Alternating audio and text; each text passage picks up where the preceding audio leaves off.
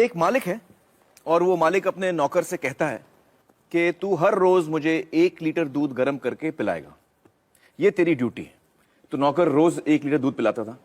कुछ दिन बाद नौकर जो है उस दूध में से 1/4 लीटर दूध खुद पी जाता था और बाकी दूध में पानी मिला के मालिक को पिलाता था। फिर कोई मालिक से शिकायत करता है कि साहब ये जो नौकर आपने रखा है ये दूध में गड़बड़ करता है। तो मालिक ने कहा अच्छा ऐसा है क्या? और उसने नौकर की निगरानी के लिए एक और नौकर रखा। अब 2 नौकर हो गए, तो दोनों नौकरों ने 1/4 लीटर दूध खुद पीना शुरू किया और बाकी दूध में वो पानी मिला के मालिक को पिलाते थे। कुछ दिन बाद फिर मालिक को कुछ लोगों ने कहा कि आपके ये 2 नौकर जो हैं वो दूध में पानी मिला के पिला रहे हैं आपको। तो उसने कहा अच्छा ऐसा है। तो उसने एक और नौकर रखा, बोला इन दोनों पे निगरानी रखो। अब 3 नौकर हो गए, तो तीनों 1/4 लीटर दूध पीते थे, मालिक को 1/4 लीटर दूध में पानी मिला के पिलाते थे। मालिक की तबीयत भी थोड़ी कमजोर होने लगी, थोड़ा वीक हो गया वो।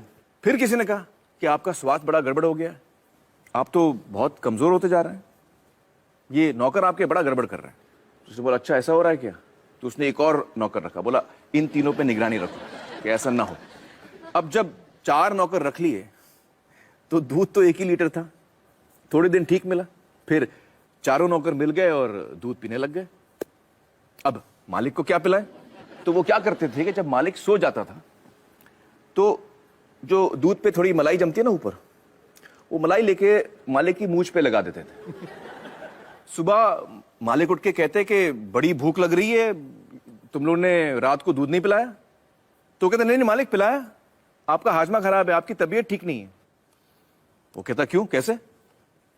और फिर वो मालिक को आईना दिखाते, कहते ये देखिए साहब अभी भी प्रूफ है। कौन सा प्रूफ है? आपके मूंछ पे देखिए मलाई जमी हुई है। तो अब मुझे बताइए दोस्तों कि ये कहानी है या हकीकत? हकीकत है। तो इसमें मालिक कौन है और नौकर कौन है? हाँ आप बताइए। इसमें मालिक जो है जनता है और नौकर जो है वो सरकार है। हाँ बिल्कुल सही पहचाना आपने। आप लोगों ने भी ये बात पहचान ली थी। दोस्तों अब मुझे बताइए कि ये जो बड़े बड़े घोटाले होते हैं देश में और जो पैसा लूटा जाता है वो किसका पैसा जाता है? हाँ हाँ आप बताइए। सरकार का। सरकार का पैसा जाता है। लेकिन सरकार के पास ये जो पैसा आता है वो आता कहां से? हाँ हाँ बताइए। टैक्सेस। बिल्कुल सही, टैक्सेस से। अच्छा आप में से कितने लोग हैं जो टैक्स नहीं भरते? जरा संभाल के जवाब दीजिएगा, इनकम टैक्स डिपार्टमेंट देख रहा है ये शो। बताइए आप में से कितने ऐसे हैं जो टैक्स नहीं भरते? तो कई लोग हैं यहां पर जो टैक्स नहीं भरते। दोस्तों यही सवाल हमने देश में अलग अलग किस्म के लोगों से पूछा और उन्होंने हमें क्या जवाब दिया, आइए देखते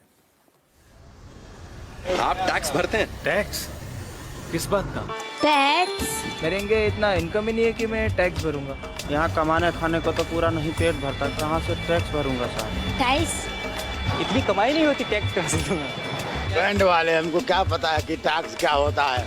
किसका टैक्स है ये? आप टैक्स भरते हैं? किस चीज का टैक्स मतलब? हम टैक्स नहीं भरते। सर ड्राइवर आदमी हो, 10,000 का नौकरी कर रहे हो, उसमें टैक्स क्या भरे? क्या आप लोग टैक्स भरते हैं? नहीं नहीं। काय का भरते टैक्स? नहीं भरते। हम छोटे आदमी लोग नहीं भर पाएंगे, नहीं भरते। अरे पैसा ही नहीं तो टैक्स काहे को भरूंगा? नहीं टैक्स वैक्स तो मेरे को मालूम नहीं उसके बारे में। टैक्स में नहीं भरता। नहीं टैक्स फिलहाल नहीं भरता हूँ। हम नहीं भरते। नहीं नहीं नहीं नहीं नहीं नहीं।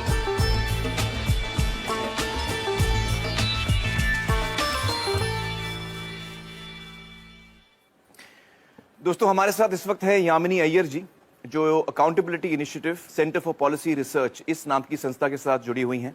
यामिनी जी बहुत बहुत शुक्रिया हमारे साथ जुड़ने का। मुझे बताइए कि इन सारे लोगों का कहना है कि ये टैक्स नहीं भरते, ये बात कितनी सही है कितनी गलत है? बिल्कुल गलत।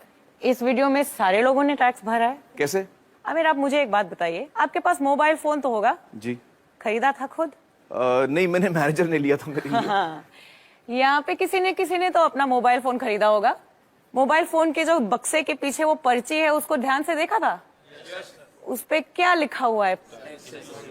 Inclusive of taxes. तो जब मोबाइल फोन खरीदा तो आपने भी टैक्स दिया, सभी ने टैक्स दिया और जब मोबाइल फोन का बिल भी भरते हैं तो उस पे भी टैक्स देते हैं। लेकिन हर आदमी तो मोबाइल फोन नहीं खरीद पाता। मोबाइल फोन को छोड़िए, अगर आप सोचें आपके रोज की जिंदगी में सुबह से लेकर शाम तक जिन सभी चीजों का आप प्रयोग करते हैं वो कहीं से आपने खरीदा तो टैक्स दिया, टूथपेस्ट खरीदा टैक्स भरा, ब्रश खरीदा टैक्स भरा, कोम खरीदा टैक्स भरा, खाने पीने की चीजों पर भी टैक्स पड़ता है। जो कुछ भी पैकेज से आपने खरीदा, चिप्स खरीदा, पैकेज नमक खरीदा या चीनी खरीदा, उस पे टैक्स, दाल खरीदी उस पे टैक्स, चाय की पत्ती उस पे टैक्स। तो हर चीज पे टैक्स लगता ही है। जब सभी ने कहा यहाँ पे कि उन्होंने टैक्स नहीं भरा, उनके मन में एक ही सोच था, मेरी आमदनी नहीं है या शायद कम है, जिसकी वजह से मैंने अपना इनकम टैक्स नहीं भरा। बट असल में दो टाइप के टैक्स होते हैं, एक डायरेक्ट टैक्स जिसका एक उदाहरण है हमारा इनकम टैक्स, और दूसरा इनडायरेक्ट टैक्स। और अगर इन आंकड़ों को ध्यान से देखोगे तो पता लगेगा कि ये जो 1/3 टैक्स केवल ही वो है जो हमारी डायरेक्टली इनकम टैक्स वगैरह से सरकार में आपका पैसा पहुंचता है। जी जी जी। बाकी जो टैक्स है, जो बड़ा हिस्सा है वो अपने इनडायरेक्ट टैक्स से आता है। जो चीजें हम खरीदते हैं सबसे ज्यादा वहां से आता तो है। 2/3 वहां से आता है। बिल्कुल, सुबह से लेकर शाम तक टैक्स भरते रहते हैं हम। तो इसका मतलब ये हुआ कि हर हिंदुस्तानी, चाहे वो गरीब आदमी हो अमीर आदमी हो, टैक्स भरता है। बहुत बहुत शुक्रिया यामिनी जी हमसे बातचीत करने का। Thank you so much. Thank you. तो दोस्तों अब मैं दोबारा आपसे पूछना चाहता हूं कि जब देश में कोई घोटाला होता है और कोई भ्रष्ट नेता या भ्रष्ट अधिकारी सरकार का पैसा लूटता है तो वो असल में किसका पैसा होता है? हम सब का पैसा जाता है, हम सब का जाता है। बिल्कुल सही। मुझे अक्सर ताज्जुब होता है दोस्तों कि जब भी कोई घोटाले की खबर आती है तो मैं देखता हूं कि लोग बड़ा मजा लेकर उसकी बातें करते हैं, हंसते भी हैं कि यार वो 10,000 करोड़ उड़ा के ले गया, कोई 20,000 करोड़ उड़ा के ले गया। इस दफा जब आप कोई घोटाले की खबर पढ़ें तो ये जानकर पढ़ें कि किसी ने हमारे रोज की मेहनत की कमाई का पैसा लूटा है। अच्छा मुझे बताइए कि यहां पर कौन कौन है जिनकी पर्सनल वेल्थ यानी खुद की संपत्ति 10 लाख से ज्यादा है? आप हैं 1 2 3 4 5 6 लोग हैं। तो बहुत ही कम लोग हैं यहां जिनको लगता है कि उनकी संपत्ति 10 लाख से ज्यादा है। चलिए दोस्तों अब हम अपने अगले मेहमान से मिलते हैं, श्री शुभ्रत दास, जो centre for budget and governance accountability इस नाम की संस्था के साथ काम करते हैं। आइए शुभ्रत जी। हमने शुभ्रत जी को जिम्मेदारी दी थी कि ये हमें बताएं कि हमारे देश की संपत्ति यानी हमारी नेशनल वेल्थ कितनी है।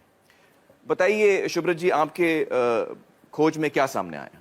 आमिर, आपने हमें समय बहुत कम दिया, इसलिए ये आकलन हम लोग पूरा तो नहीं कर पाए हैं। जी। फिर भी 2 बड़े चीजों का आकलन हमने किया है। जी।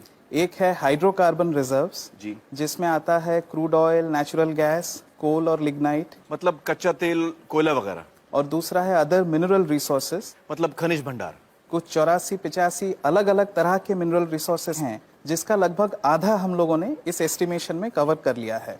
आधा ही किया आपने? जी। मतलब जो मैंने आपको काम दिया था वो आप पूरा नहीं कर पाए? उतना ही डेटा मिल रहा है। मैं समझ सकता हूं, मजाक कर रहा हूं मैं। पूरे देश की संपत्ति का अंदाजा लगाने चलें तो उसमें बहुत वक्त लग सकता है। बिल्कुल सही कह रहे हैं आप। और इस वक्त में आप सिर्फ 1.5 चीजों का अंदाजा लगा पाए। बिल्कुल। तो आपके इस अंदाजे में क्या सामने आया? आंकड़ा क्या है आप मुझे बताइए। मैं यहाँ आंकड़ा पर लिखूंगा। काफी बड़ा है, 5,000। 5,000 उससे लिखता हूं। शुरू कीजिए। अब मैं जब तक आपको ना रोकूं आप उसमें और 0 ऐड करते जाइए। जब तक ना रोकें आप? जी। अच्छा,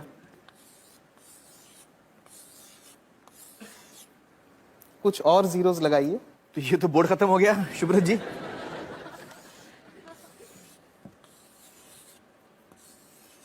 और लगाइए। और लगाओ जी, थोड़ा और, एक और है? एक और। आप सच कह रहे हैं? जी, बस एक और। एक और? जी, एक और लगा दीजिए बस।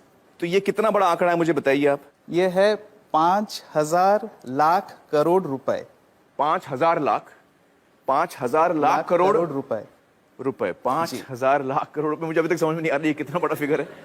अच्छा हमें बताइए कि हमारे देश की जो आबादी है वो करीबन 120 करोड़ की है। तो अगर हम इस आंकड़े को 120 करोड़ लोगों में बांटें तो उसका मूल्य कितना होता है? 40 लाख रुपए। 40 लाख। तो इस वक्त हम आराम से कह सकते हैं कि हम सब 40 लाख के मालिक हैं अपनी अपनी जगह पर, जब हमने सिर्फ 1.5 चीजों का अंदाजा लगाया। चलिए, बहुत बहुत शुक्रिया शुभ्रत जी हमसे बातचीत करने का। Thank you so much. दोस्तों, शुभ्रत, अब आप समझ रहे हैं कि आपकी, हम सब की संपत्ति कम से कम 40 लाख है, और 40 लाख तो सिर्फ 2 बल्कि 1.5 चीजों के अंदाजे पे। अगर हम देश भर की संपत्ति का अंदाजा लगाएं, जिसमें करोड़ों एकड़ जमीन है सरकार के हाथ में, पब्लिक सेक्टर की जो कंपनीज हैं, स्पेक्ट्रम है, और भी बहुत सारी चीजें हैं, इन सब का अगर हम अंदाजा लगाएं, तो मैं इकोनॉमिस्ट तो नहीं हूं, लेकिन हो सकता है कि हम सब इस देश में करोड़पति हों। बच्चा, बूढ़ा, हर इंसान, हम सब करोड़पति हैं। दोस्तों, अब हमें समझ में आ गया कि हमारा देश गरीब तो नहीं है, लेकिन फिर भी जनता इतनी बदहाली में क्यों है? आइए इसका जवाब ढूंढने की कोशिश करते हैं। हिंदुस्तान की धरती को तरह तरह के कुदरती खजानों का वरदान मिला है। हमारी धरती के अंदर ऐसी कीमती प्राकृतिक संपदा छिपी है जो हम सबकी साझी है। लेकिन जहां हमें एक ओर ये वरदान मिला है, वहीं दूसरी ओर जनता के इस खजाने को कुछ गिने चुने लोग और उनकी निजी कंपनियां लूट रही हैं। इसकी एक शर्मनाक मिसाल कर्नाटक के बेलारी में सामने आई। प्राकृतिक संपदा से समृद्ध दक्षिण भारत के इस खूबसूरत इलाके का आज ये हश्र कर दिया गया है।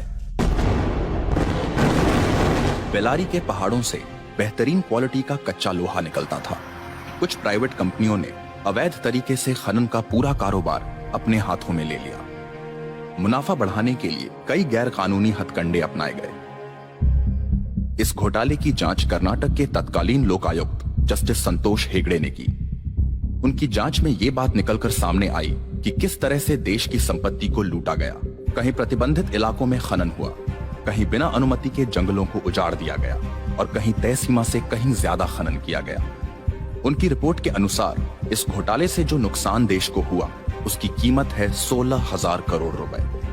सार्वजनिक संपत्ति को निजी स्वार्थ के लिए हड़पने के इस तरह के कई मामलों को काफी नजदीक से देखा है जस्टिस संतोष हेगड़े ने।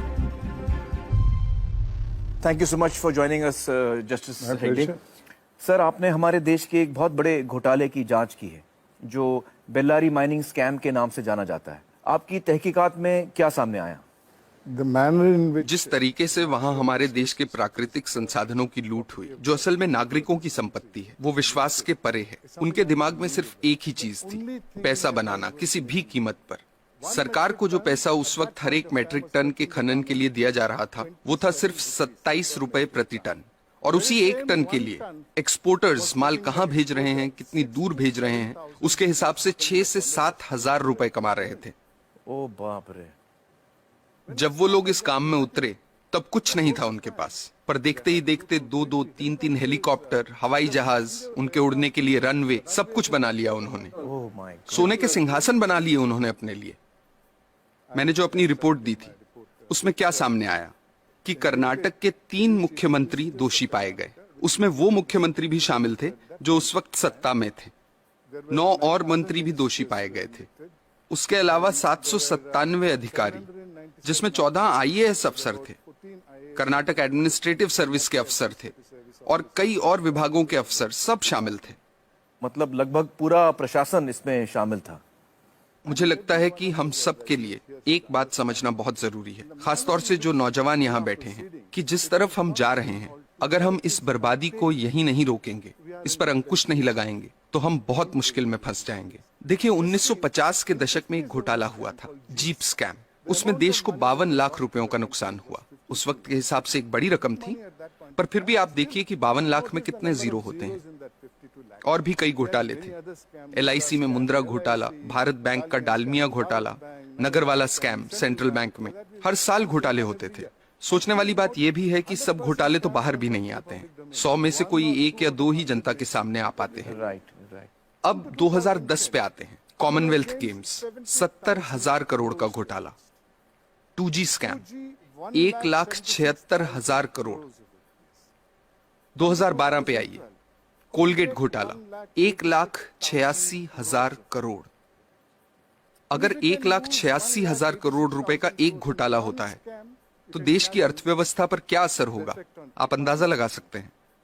1987 में देश के प्रधानमंत्री ने क्या कहा था, वो याद कीजिए। स्वर्गीय राजीव गांधी ने कहा था कि सरकार 1 रुपया गरीबों के लिए खर्चती है तो उसमें से सिर्फ 15 पैसे ही उन तक पहुंचते हैं। कुछ वक्त पहले कर्नाटक में हमने पढ़ा कि गरीबों को 1 रुपए किलो चावल देने की घोषणा हुई है, जिसके लिए सरकार एक मोटी रकम खर्च कर रही है। कुछ हफ्ते ही बीते थे कि अखबारों में ये रिपोर्ट्स आनी शुरू हो गईं कि जो पैसा गरीबों को 1 रुपए के हिसाब से चावल देने के लिए खर्चा जा रहा है, उससे जो चावल खरीदा जाता है वो या तो एकदम सड़ा हुआ होता है, या जहां अच्छे चावल की खरीद हुई है वहां उसे गोदामों से चुरा चुरा के प्राइवेट लोगों को दे दिया गया है। इस तरीके से पैसे की लूट हो रही है। कैसे बच पाएंगे हम? सर, इस तरह के घोटालों का, भ्रष्टाचार का आम लोगों की जिंदगी पर कैसे असर पड़ता है? आप अपने रोजमर्रा के खर्चों को देखिए।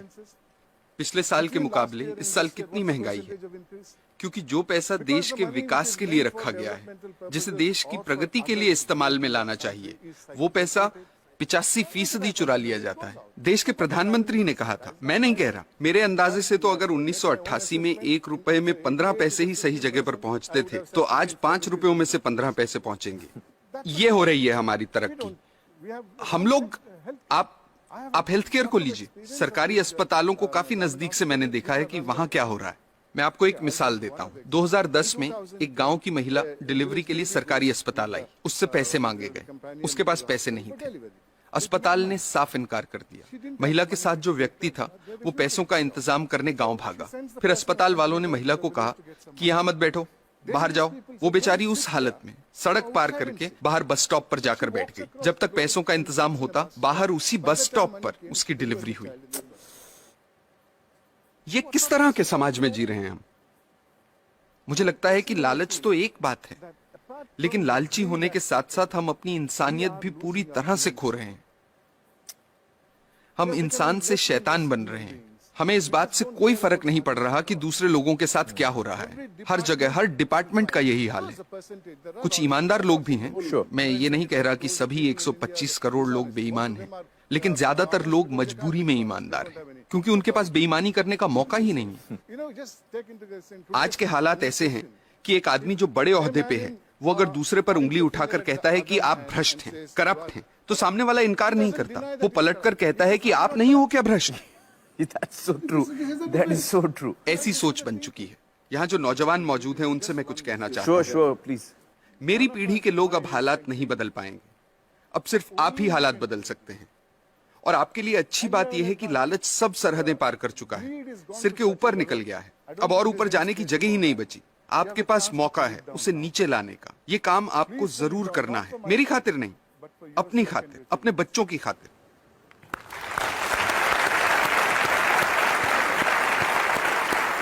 सर, हमें सख्त जरूरत है आप जैसे लोगों की जो हमारे लोकतंत्र को बचा के रख सकें। बहुत बहुत शुक्रिया हमारे साथ बातचीत करने का। Thank you so much sir. दोस्तों, सोचने की बात है कि जिनके हाथों में हम अपनी संपत्ति की चाबी दे रहे हैं, वो हमारी संपत्ति को कैसे लूट रहे हैं। आपको याद होगा मेरी मालिक और नौकर वाली कहानी।